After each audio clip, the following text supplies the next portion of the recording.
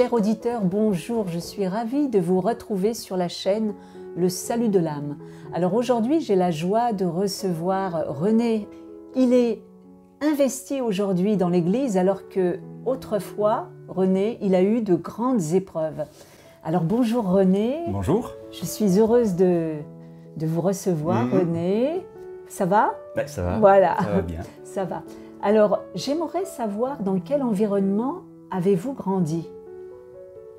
Alors j'ai grandi dans un petit village dans le sud-ouest de la France, dans une famille chrétienne, pratiquante. On était 6 enfants et donc j'ai eu une éducation chrétienne, voilà, où j'allais à l'église tous les dimanches et puis j'ai suivi le catéchisme et donc ça a duré jusqu'à l'âge de 13 ans à peu près. Voilà. Et après, c'était terminé? C'est-à-dire que le catéchisme, pour moi, c'était comme une obligation, ça représentait comme l'école, quoi. Enfin, voilà, pour moi, c'était l'école. J'allais au catéchisme, bah oui, le Seigneur, il a fait ça, Jésus, il a fait ça, etc. Et ça ne me parlait pas, quoi. Enfin, c'était de la théorie. Voilà, de la théorie. Voilà. Et alors, est-ce que vous pouvez nous situer un moment ou un âge de la rencontre de Dieu? À quel âge avez-vous rencontré Dieu? Ou si vous vous souvenez d'un moment? En fait, dans ma vie, avant ma rencontre, j'étais quelqu'un qui... Enfin, je suis toujours, mais voilà, j'étais passionné par mon activité. J'avais un travail qui était très prenant. Je faisais de l'informatique, de l'électronique, du bricolage. Vraiment, ça me remplissait ma vie. J'avais mon épouse, mes enfants, une maison ça allait bien, quoi. Enfin, voilà. Et la rencontre, il n'y avait pas besoin de rencontre à ce moment-là. D'accord. Il n'y avait pas besoin de rencontre.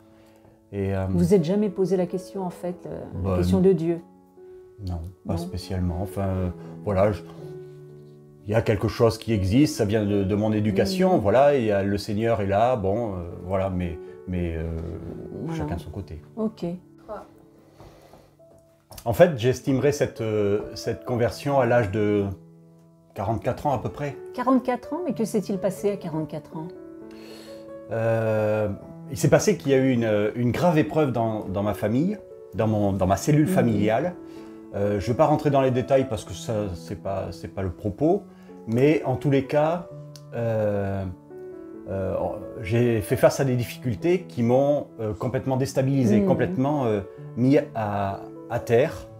Et voilà. Et donc, je suis quelqu'un qui d'habitude, quand je suis face à un problème, j'essaye de le résoudre par moi-même. Je suis quelqu'un qui a l'habitude d'être autonome, quand j'ai des difficultés, hop, je trouve la solution et puis je suis content. Mais là, ça a vraiment été une difficulté qui a duré pendant très longtemps. Oui. Et je suis arrivé au bout de ce que je pouvais faire. Je n'avais aucun moyen de répondre à cette épreuve. Qu'avez-vous ressenti pendant cette épreuve? En fait, comme je voulais résoudre moi-même les problèmes, je voyais mon entourage qui était dans la souffrance et j'étais incapable de répondre. Et puis en plus, quelque chose qui était compliqué, c'est que quand j'apportais ma solution, je ne savais pas si ça allait être bien pris ou mal pris. Ça pouvait complètement empirer. C'est-à-dire que je disais, mais tiens, ça serait peut-être bien de faire ça. Mais non, ça ne marchait pas. Ça ne marchait pas. J'avais vraiment le sentiment d'être incapable de répondre avec mon fonctionnement. Donc ça m'a mis dans une période de stress, de difficulté j'arrivais pas à me concentrer, les choses simples. Quand on est de l'extérieur, on se dit, bah, tiens, cette situation, c'est simple, il faudrait faire comme ça, comme ça, comme ça, comme ça. Mais non, quand on est dedans, quand on a la tête dans le guidon, comment ça s'appelle?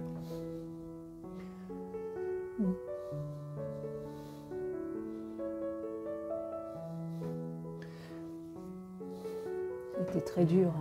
Ça a été un moment de votre vie très douloureux.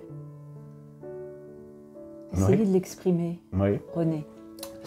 Euh, euh, je me suis senti abandonné. Abandonné et incapable de répondre à, à la difficulté. Mm. Et du coup, alors ce qui est étonnant, c'est que plus on est stressé, plus on est fatigué, plus on fait des erreurs. Alors du coup, le matin quand je partais, j'oubliais mon téléphone et j'étais injoignable par la journée et pas de possibilité de me joindre. Et c'était vraiment compliqué. Vraiment compliqué. Et ça durait combien de temps tout Ça a duré 16 ans. 16 ans. Ouais, 16 ans. Et ça a vraiment été une plongée complète. Et puis ça a remonté tout doucement, et par step comme ça. Et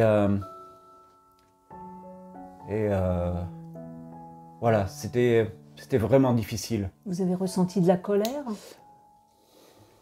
à ce moment-là? Je sais pas si c'est de la colère, mais en tous les cas, je me sentais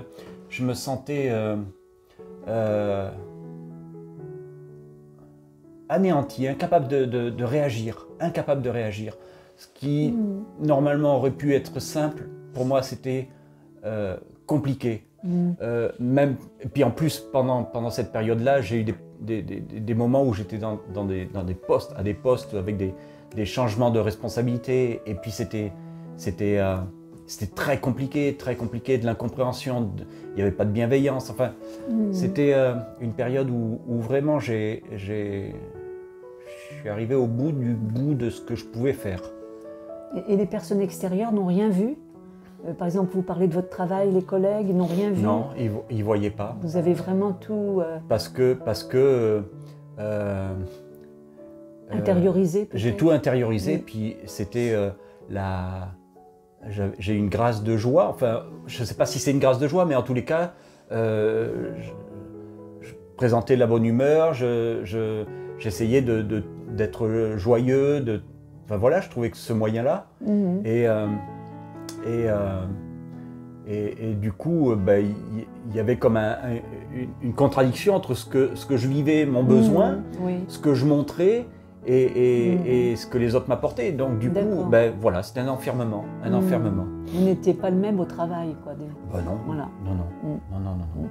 Et quelle est votre relation à ce moment-là avec le Seigneur pendant toutes ces phases de désespoir? Si ça durait longtemps, est-ce que vous pouvez nous expliquer cette relation que vous aviez avec Dieu? En fait, il s'est passé que mon épouse a rencontré le Seigneur 2 ans avant ma conversion. Cette épreuve est arrivée au même moment. Et du coup, moi j'ai été confronté à une double épreuve, c'est-à-dire d'un côté la situation familiale qui était catastrophique, comme je l'ai expliqué, et puis d'arriver dans une maison où il n'y a plus que Jésus, le péché, la prière,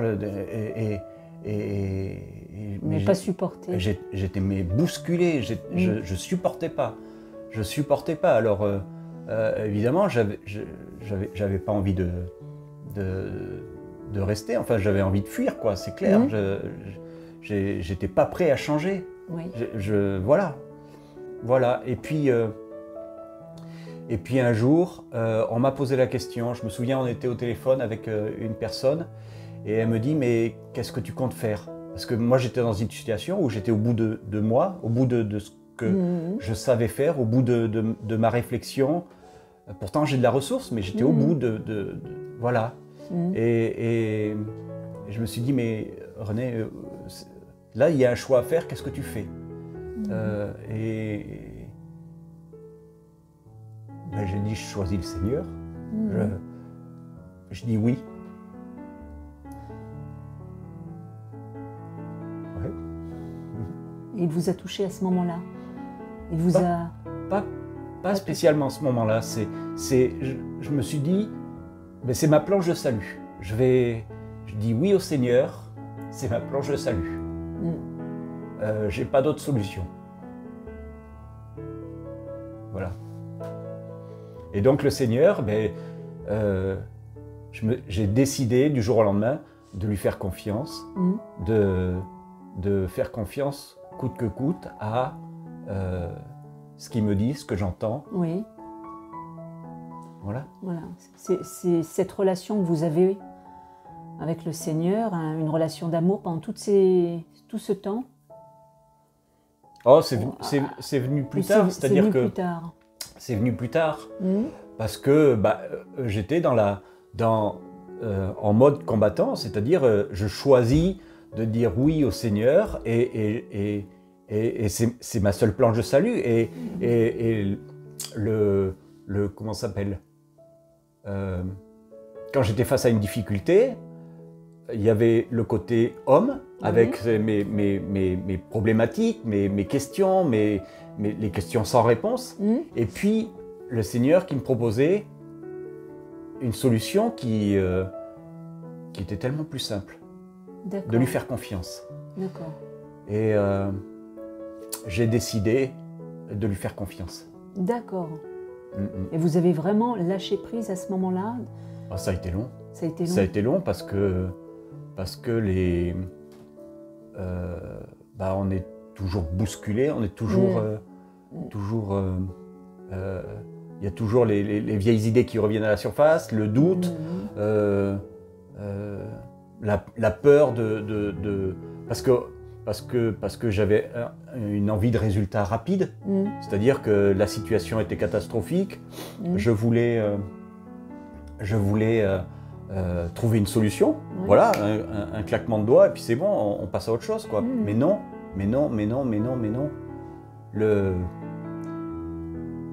Le Seigneur fait les choses progressivement et puis il sauve pas une personne sans s'occuper des autres. On est amenés, on est liés les uns aux autres et il n'y a pas une personne qui brille et puis les autres qui sont sombres. On arrive, on avance tous ensemble. Et voilà. Et donc ça a duré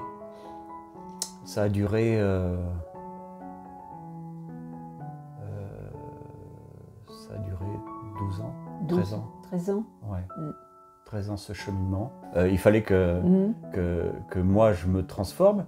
Et puis de l'autre côté, le Seigneur m'a donné des grâces. Enfin, voilà, des choses où il n'y avait que lui qui pouvait le donner.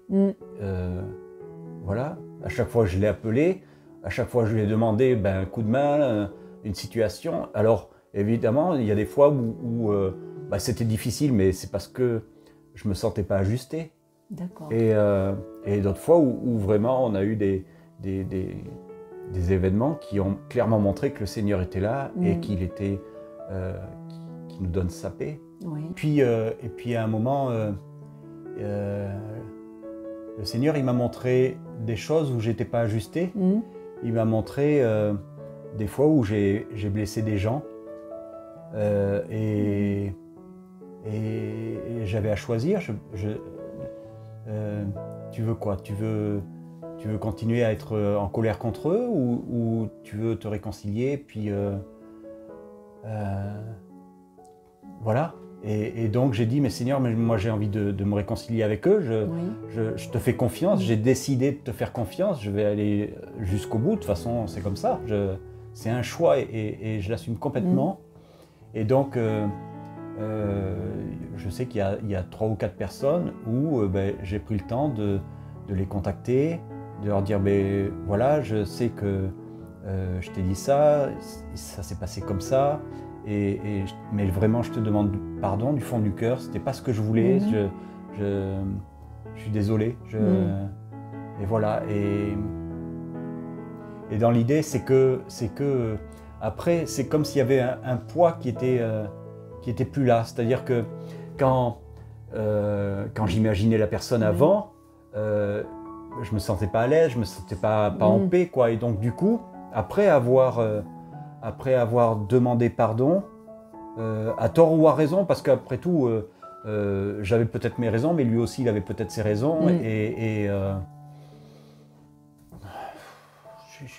J'ai pas la vérité absolue, hein, donc voilà, on peut tout comprendre. Hein.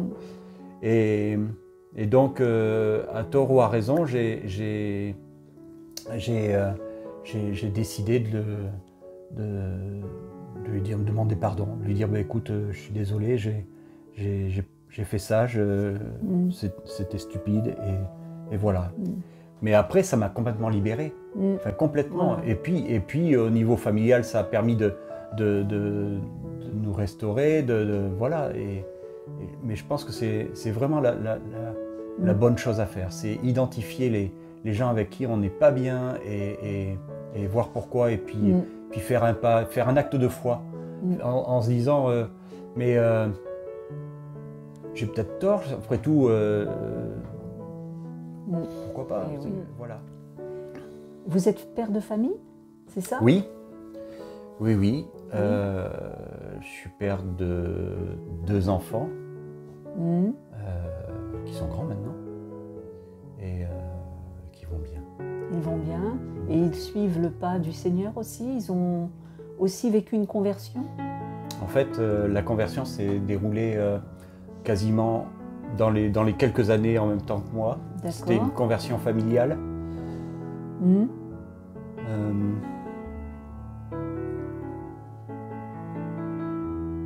La situation à l'époque, elle était compliquée parce que moi j'étais focalisé sur le problème qui a généré tout ce chambardement dans notre vie pendant les quelques 10-15 années.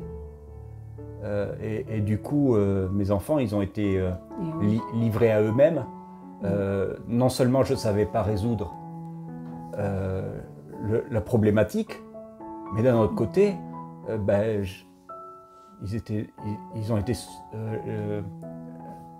ils ont été comment ça s'appelle, soumis à eux-mêmes. Enfin voilà, ils étaient autonomes et livrés à eux-mêmes. Voilà, chercher le terme. Et ça a été compliqué parce qu'ils avaient besoin. À l'époque, ils étaient petits et ils avaient besoin d'avoir quelqu'un qui les guide, quelqu'un qui les aide, qui les encourage. Oui. Et clairement, moi, j'ai pas été à ma place, j'ai été, mais au bout de moi-même. Voilà. Et donc, ils ont fait leur cheminement à ce moment-là. Voilà. Ils ont fait leur cheminement parce que il y a une chose. Alors, c'est beau parce que le Seigneur, il nous a fait découvrir une association pour adolescents ou association de louanges. Prière des frères, etc. Mais pour adolescents seulement. Oui. Et c'était une grâce du Seigneur parce que c'est arrivé à un moment où vraiment on était dans le fond du gouffre et ils sont arrivés dans cette association, ils ont été pris en main et ils ont trouvé leur propre chemin. D'accord. Parce que c'est très compliqué de comment ça s'appelle, de convaincre quelqu'un d'avoir la foi. D'accord. C'est un chemin personnel et donc du coup, on ne peut pas dire mais si, il faut rencontrer Jésus, mais si, il faut mais non, c'est une conversion personnelle, donc voilà. Et donc ils ont fait leur chemin, ils ont eu leurs difficultés et ils sont bien ils ont bien continué. Je sais que le Seigneur il travaille pour moi, il travaille pour tout le monde, hein, mais il rend toute chose belle. Et donc du coup, dans ma famille, il a permis que on se retrouve. Il a fait en sorte que j'ai des guérisons, que mes enfants aient des guérisons, que mon épouse ait des guérisons, et il nous a fait tous progresser ensemble. Et c'est merveilleux de voir comment aujourd'hui on arrive à être une famille unie et qui cheminons et voilà. Et c'est vraiment très beau. Merci René. Alors, si on peut se tourner vers la caméra pour parler à nos auditeurs Si les auditeurs, tous les auditeurs qui traversent aujourd'hui des épreuves, qu'est-ce que vous pouvez leur conseiller?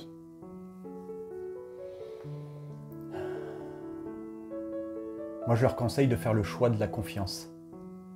De faire le choix de la confiance dans le Seigneur, de faire le choix de croire qu'on n'est pas seul et qu'il y a quelqu'un de bienveillant qui est là pour nous faire progresser. On est comme un petit enfant qui a besoin d'une main tendue à un moment pour passer un passage qui est difficile et qu'une fois qu'on l'a passé, on se dit mais merci. Voilà, moi j'engage les gens à rentrer dans cette confiance-là.